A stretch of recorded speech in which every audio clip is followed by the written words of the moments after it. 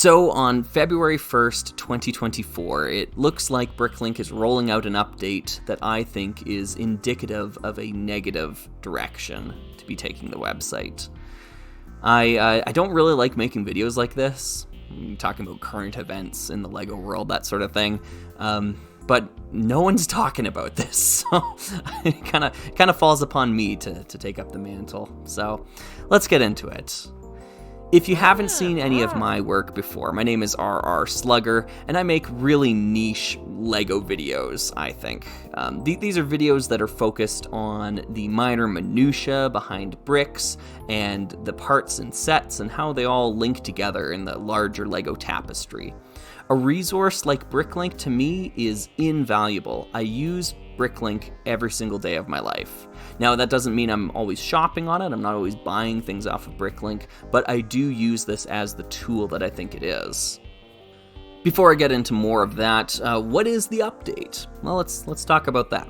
So basically what's happening here is there are various listings of parts on Bricklink, specific parts, with minor mold variants. Now those could be little things on the part itself that are slightly different from batch to batch, and as LEGO adjusted these molds over time, they created mold variants. So some of the mold variants that are getting removed from Bricklink here include the smooth sloped bricks. These are ones that don't have the bumpy surface to them, so they're completely flat, smooth like that. Those will be lumped in with our regular slope bricks. Things like the minifigure chair, like newer minifigure chairs have this mold sprue mark in the middle, and older ones don't. So those two are getting kind of lumped together there. X-shaped holes versus cross-shaped holes. Those two different things are getting mushed together as well. The hinges with teeth one. This one's really weird to me. Some of these ratcheted hinge joints have a full range of motion and others don't, and apparently they're all just kind of getting mixed together now, which is, I don't know, not great. And we got like blocked studs versus vented studs, and this one's interesting too. This tiles, the tile pieces of yore used to have no groove along the side here, and now it seems like they're all going to be kind of lumped together, although this is interesting. No entries will be merged or removed, so I don't quite understand what the language is. It seems like it's contradictory here. I don't know what's happening with that one. Anyways, basically these small changes that you wouldn't really notice unless you're really looking for them are going to be lumped together, so that when you're looking up these parts on Bricklink, you no longer have the option to look for just like a chair with the sprue marks or a chair without the sprue marks, just as an example. These are all just examples of what's kind of going on here.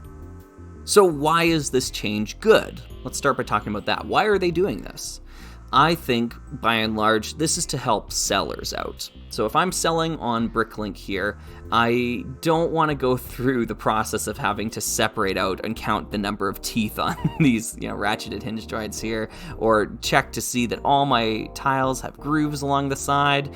If I'm having trouble keeping track of my inventory as is, and let's be honest, being a seller on Bricklink is a really tough job. If I'm having trouble with that, then this would be a beneficial change. It allows me just to lump these items together and sell them as if they're all the same. They're not all the same, and most people probably don't care about the differences here. But let's get to that in a minute here. So why is the update bad? Why do I think this is a bad update? Well, it has to do with what I was talking about a little bit earlier. I was talking about this idea that Bricklink is a tool, it's a resource. Yes, you can buy things on it, but that's not all this website has to offer. The vast majority of the pages, 90% of the pages on this website, are a catalog. They're a catalog of history. This is LEGO's history. If I need to look up what parts went into a set, this is where you go. This is where you do it.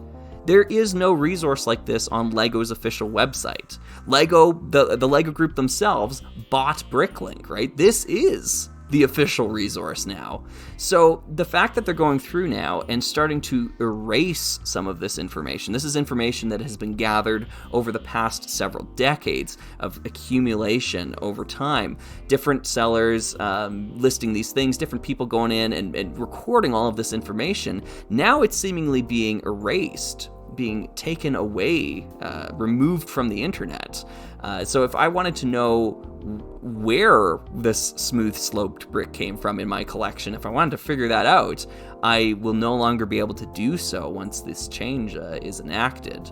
It was recorded at one point in time, but now with this new kind of mulling over of everything, we won't have those intricacies preserved anymore. And I take issue with that. I think that that's a real issue. This is all information that has been, like I said, acquired over a great amount of time with a great number of people already doing it, basically creating preservationist history here without even realizing it to some extent. And there is no equivalent for this. There is no way to find this elsewhere. And this is, in my opinion, unreplicatable, because it has taken so long to gather all of this information, and it was done during a time when Lego was really cheap. You could just crack open a box of Lego and inventory the parts really easily. We're well past that now. That's not the world we live in anymore. A lot of these old vintage sets are extremely expensive, and there's no way to tell anymore other than breaking open a sealed copy. But no one's going to do that for at the expense of $400, $500, $1,000, whatever it is.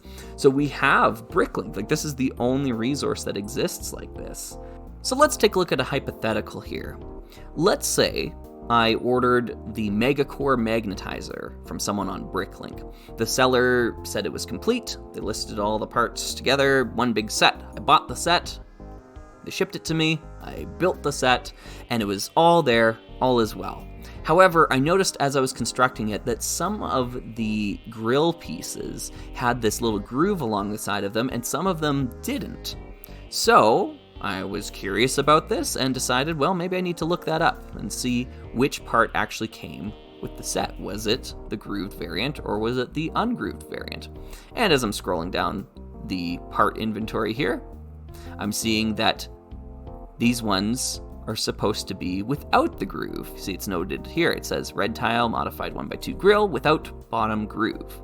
Okay, so that tells me that some of the parts that came in my set weren't original. I messaged the seller and I let them know that, hey, half of the parts you sent me of the Megacore magnetizer of these specific parts, let's say 6 of them in our hypothetical here, 6 of them had the groove. They're actually the wrong part. Would you mind, giving me, 8 cents for each part there? Or shipping out replacement parts if you have the correct ones. The seller sees this, they send me the small refund, or they send me the parts, whatever, and all is well, right? So minor inconvenience for both of us, I would say, in that situation. So that's hypothetical situation number 1. To contrast that example, let's say hypothetical situation number 2 happens.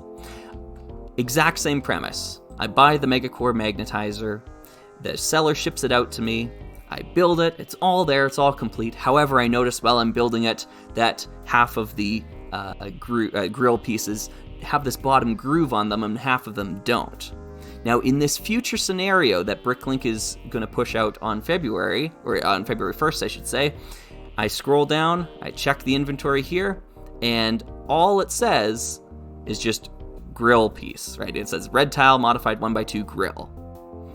I don't know if this set originally came with the grill pieces with the groove or without the groove. That information is no longer here because this change will homogenize this. It'll get rid of these mold variations. You can see this 2412A. So if I open it up here, 2412A, you can see there's 2412, which is the undetermined type, 2412B, which is the same grill piece with the bottom groove. So if I head over there, you'll see this is the one with that groove on the bottom. Let's make it red so it matches the other one there. Yeah, small groove along the bottom makes it easier to remove. But that's not the right part. That's not the part that came with the set. But here's the kicker. The only reason I know that's the wrong part is because Bricklink tells me that here. Bricklink has listed that as the correct part for this set, the correct mold variation. And if we get rid of those mold variations, that piece of information that I use to determine if this is the correct piece or not is gone. It's just lost to history. For a parts nerd like myself, this web page here with all the entries that are going to be merged and essentially deleted from the website is a little bit disheartening. Our shared hobby is hugely reliant on Bricklink. Whether or not you use this website as much as I do, it's still being used by the people who make Lego YouTube videos, for example. It's being used by the people who part sets together and sell them. Even locally, I see folks come into my local used Lego store with printouts from Bricklink of part inventories, of set inventories, how to build these sets. And it's all information derived from this website. This is the Lego catalog. This is the Rosetta Stone. There is no other resource like this. And I'm going to use that Ross Scott Rosetta Stone metaphor because it is so good. If we're going to critique Bricklink and say like there are errors in the part inventories, because there are, it's not 100% accurate. Obviously, there's been a lot of hands, a lot of cooks in the kitchen here. If we're going to complain about the inaccuracies of the Bricklink part inventory system, then we need to address the idea that we're complaining about the resource that we have. So, saying that there's a chip in the Rosetta Stone, oh, it's ugly, right? That doesn't matter. It is the resource. There is, it's so essential in understanding, the Egyptian languages and everything, the written language. That's kind of what this is here. Complaining about the inadequacies of Bricklink shouldn't be met with the idea of, okay, let's get rid of some of these specifics. Let's instead double down on correcting the inaccuracies. I think that should be the mindset here, at least done by those in the power of leadership with the website, rather than removing all this information that we have cataloged just because we're not 100% sure of its accuracy. We should be trying to validate and verify its accuracy. Bricklink is a catalog first and foremost, and a storefront second. I know that might sound crazy to say it that way, but that's why we come to Bricklink. You can buy Lego so many places online. There are so many different websites that will sell you Lego. But the reason why we keep coming to Bricklink and why we buy from this website is because it's a highly accurate catalog, allowing us to buy specific parts from specific sets, and it's all organized here. If we go down the road of removing that information, and I know this is just starting with simple mold variants, which to me, it matters to me, but there's always that chance that eventually things will get smoothed out. It's like we're taking a belt sander to the Rosetta Stone. We're starting to smooth it all out. And that's going to result in the inaccuracy and the loss of this information. Because like I've mentioned, there is no official Lego resource with all of this in it. This is the official Lego resource. And Lego has made it very abundantly clear that we cannot rely on them solely to preserve this information. This is something that has been preserved by the fans of Lego and those folks that have, bought and sold Lego over the years. This is not something that is drawn from an official resource. It's up to us to make sure this remains accessible. So is there anything that can be done to help stop this? Well, I sent a message to contact support here through the Help Center. I'll leave this link in the description if you are so inclined to do so as well. Obviously, I mean, I really shouldn't have to say this. Be kind, be respectful. These are just people doing their job. They're not out to ruin our hobby intentionally.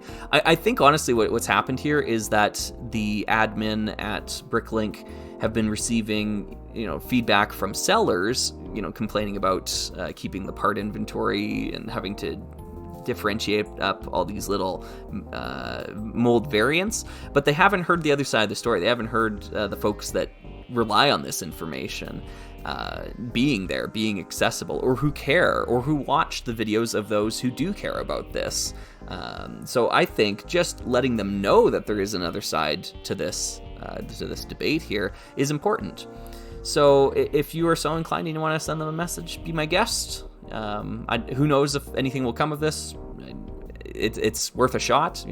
At the very least, adding visibility to the issue, I think, is a good thing.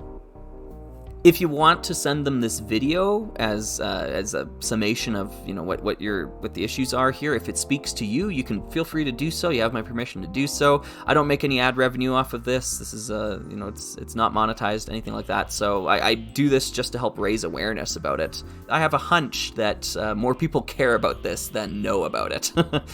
Using myself as an example, I only learned about this through a friend who had contacted a seller about something. It was just like, through the grapevine. I'm learning about this information third hand, essentially. And I am a person who cares about this deeply, and I didn't know about it. I didn't know this was happening. So I think there's more folks out there in the similar camp than we might realize. Anyways, in summation, these are the parts that are being homogenized or being removed from the database. It's happening on February 1st. Who knows if even reaching out at this point will allow us to make any changes to this batch. Hopefully it'll help curtail this from happening in the future, of course. But yeah, this could all be done already and just needs a button to be pressed to make it live. So yeah. Now, as a user of Bricklink, I want more specifics from the listings, not less. This to me is the complete wrong direction. I want things like the post 2005 trans neon orange color being a separate color on Bricklink. Those are the things that I care about, that I actually want to happen. So to see these consolidations taking place, it just fills me with dread. At the end of the day, it's become clear that it's up to us. I don't know why, but it's up to us, the fans, to preserve this sort of information. It seems like the LEGO Group has very little interest in preservation of their own history, which to me is frustrating. Because here we have the most profitable toy company in the world, and they don't even, really want to keep and catalog all this information. It seems like they're not even proud of their history, which is sad in a way. They're not proud of it unless they can turn that into revenue. And I get it, they're a company, but, if you are on top, if you are the top dog, surely you can pay someone to scan instructions and put them up on your website. So here's a great example. The Megacore Magnetizer, we'll go back to this one, 6989. You look that up on their building instructions website. 0 results. This legendary Lego set does not have official instructions that you can get off of their website. And this is even after I've reached out to them about this back in July even. And they basically gave me the cold shoulder, said, we'll work on it, we'll get there. And here we are. So, we're living in the world where the websites that we use every day just get a little worse with every update.